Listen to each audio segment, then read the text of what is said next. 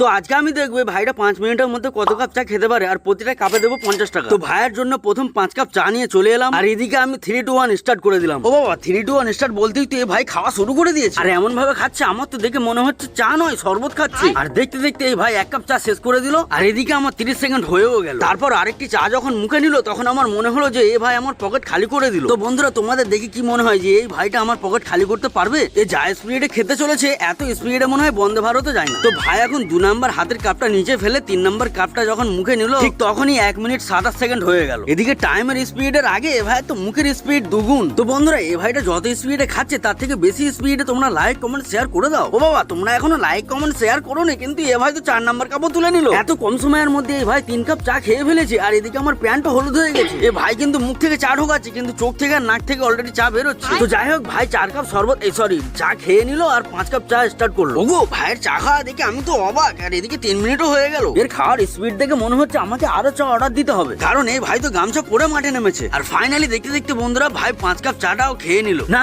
ভাইয়ের দম আছে মানতে হবে, শেষ পর্যন্ত চ্যালেঞ্জটা কমপ্লিট করলো। তারপর আমি যখন ভাইটাকে বললাম যে আরো চা অর্ডার দেবো, ভাই তখন আমাকে বললো যে না এবার আমার পিছন থেকে চা বের হবে। আর তোমরা কি দেখছো? তোমরা তাড়াতাড়ি লাইক কমেন্ট শেয়ার করে দাও আর সাবস্ক্রাইব করো।